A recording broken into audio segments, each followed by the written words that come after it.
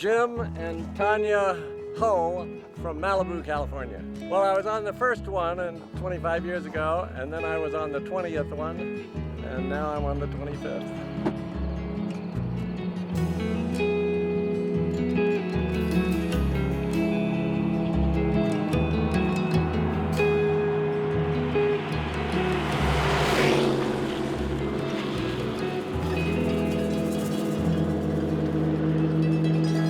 Oh, this is a 1935 Bugatti Type 57 SC called the Electron Torpedo, which is an all magnesium body. In the 30s, you couldn't weld magnesium successfully anyway. You could do it, but it was easy to catch it on fire, so it was all designed to be riveted together.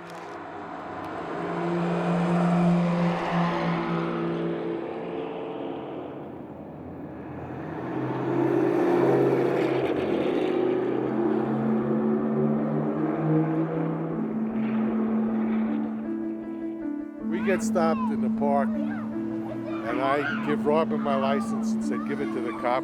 And she hands him my license, and he says, I don't want his license, I want yours. You were driving. I know you were driving. And she looks at him, and she looks at the car, and she says, officer, look at the car. It's a right-hand drive car. And the guy was so embarrassed, he turned around, walked in his car, and left. So, but otherwise, the food's been great, the people are great. We're having a wonderful time. You having a good time? Wonderful time. This one is the best by far.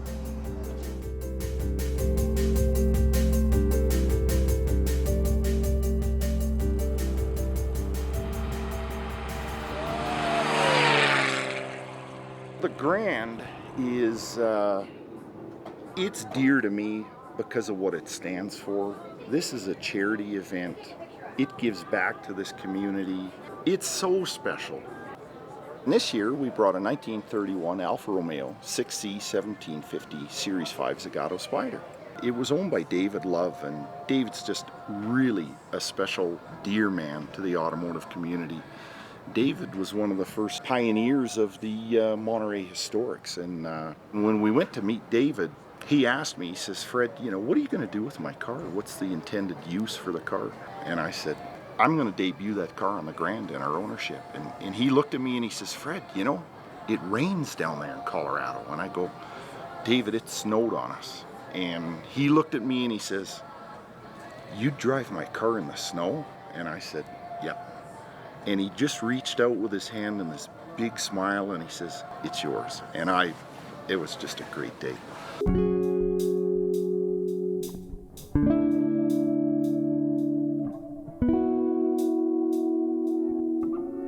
You know, there's some of these cars you just have to be in the right place at the right time and be the next custodian, and I don't take that lightly. They're special cars and I love it, and I feel like I have a responsibility to preserve that car and enjoy it, and this is a great way of enjoying that car. It was made for these mountains.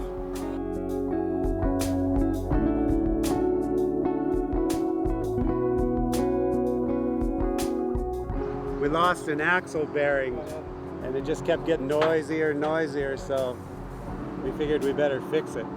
We've got found parts in Arizona. They're being overnighted to Telluride.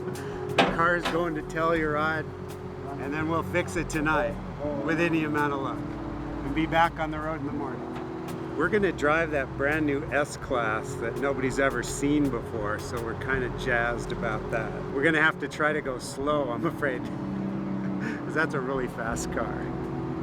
Thanks to Mike Coons and the Classic Center from Mercedes for providing these cars, because without this we'd be probably taking a cab to Telluride.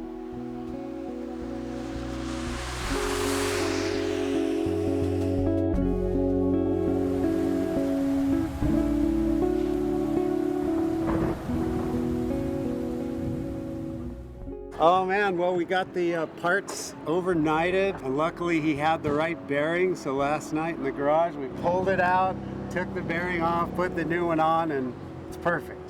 So we're back on the road. Awfully happy about that.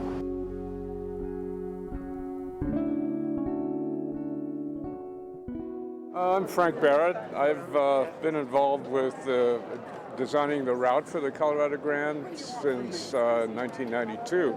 And basically my job is to choose the roads and write the route instructions. This year is the 25th year, and we'd never been to Utah before, so we heard about this fabulous road going into Moab from Cisco, and we decided, even though we had to drive on I-70 to get to it, which we don't normally do, interstates are boring, so anyway, we drove out there, and it was a huge hit with the entrance and took us to Moab for the first time. The State Patrol is very cooperative about letting us go out of state, but we try to make the route interesting and change it every year. It's not always the same route, so it has to be interesting. There's an incredible group of volunteers between Tom and Don and the whole group. First of all, they're wonderful people. They're car people. So they understand what thrills us and, you know, what we want to do with these cars. The trip to Moab yesterday was an absolute treat. You know, it's the first time we've ever gone there, and I think everybody was blown away by how gorgeous Scenery was spectacular. gorgeous scenery was, and the roads. I mean, the roads were fun as well. Got great history with it. Remember Bob Sutherland and Larry Tolar, the days that they ran the event and gave it such charm and character and humor. Lots and lots of humor. We are having so much fun. We are driving this 1954 Maserati A6G CS racing car that drove in the original 1954 Mille Miglia. So it has been a famous car all over the world. This is all the events in the world that this car has been at. So we're enjoying it. It's running well, and Lisa drives it in the afternoon until we switch it back and forth. We're just having a blast, really. This is like one of our favorite rallies of all time. It's old friends, new friends, all fun friends, and we just can't wait till it's next year to come back.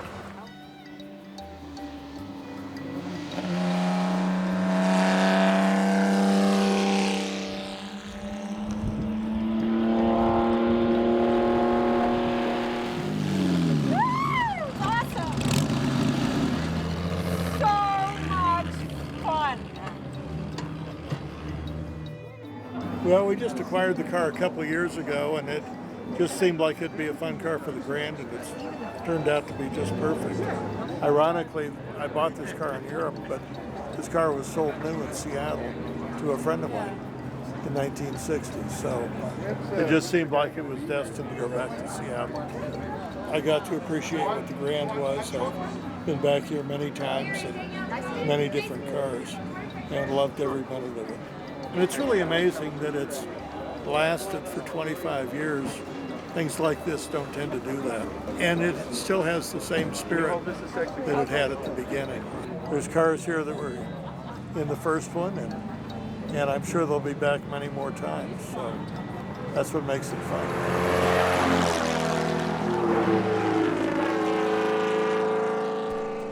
Well, Bob Sutherland was one of the founders of the Grand, and his office was across the alley from mine, and I knew nothing of his interest in cars, and he knew nothing of mine. And one day we met in the alley, and he said, I want to see your cars. And so he came into my garage and was looking at my cars, and he said, why don't you go on the Colorado Grand? And I said, geez, I'd love to, but I just read about it, and I'd just love to do it, but I have no idea how to do it, nor would I get accepted if I applied. He said, well, I am the president, and you can be accepted. All you have to do is ask. And I was in the Grand from then on. And then I needed a co-driver, right? And I'd known Seth for a long time, and I knew he was a good car guy, and not a very good conversationalist, but the car's pretty noisy, so that didn't matter much. And so we've been driver, co-driver for 20 years or something like that. Right. Yeah. Yep. Right? Yep. Right? Yeah. Yeah. He continues to disappoint, but I figure sooner or later he's going to come around. The car I actually drove is a 1956 Jaguar XK140MC. And the reason I didn't drive the Morgan is because it blew a head gasket about 3 days before the Grand started. So Tom let me bring the Jaguar instead. Actually, it's a 57 XK140MC, not a 56. Just in case that's important to somebody. It's red. Red one, a red one, yes, a red one. Oh, you wanted to know what color? Are you filming me?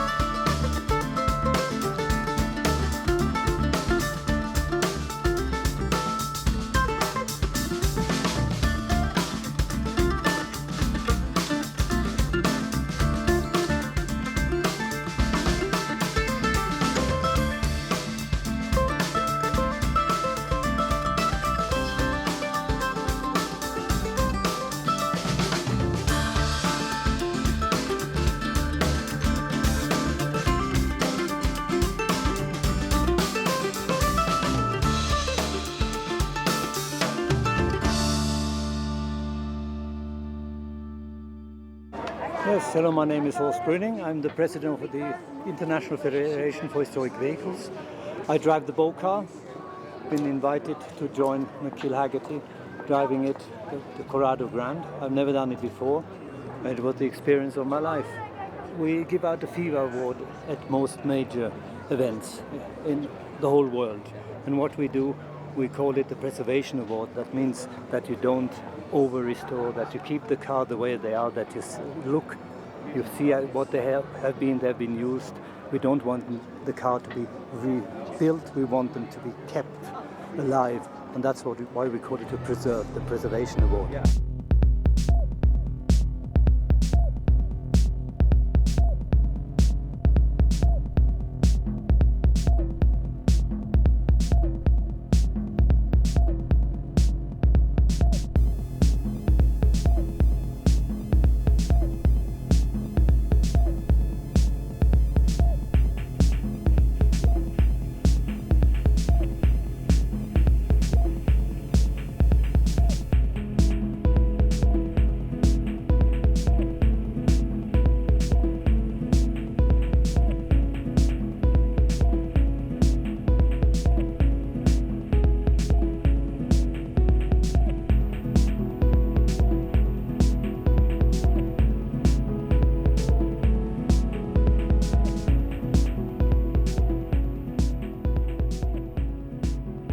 With that, we're going to do our big live auction item, and I'm going to turn it over to the experts, Larry Toller, Eddie O'Brien, Let's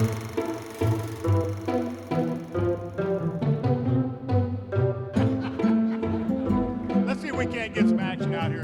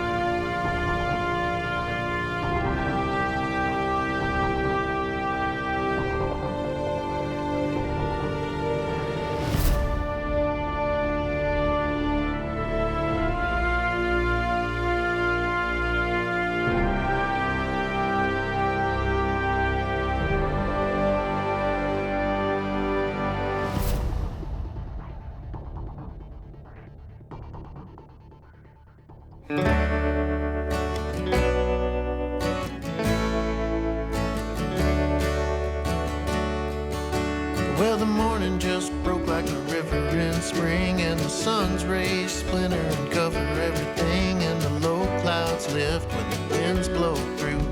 The West Elk wilderness comes in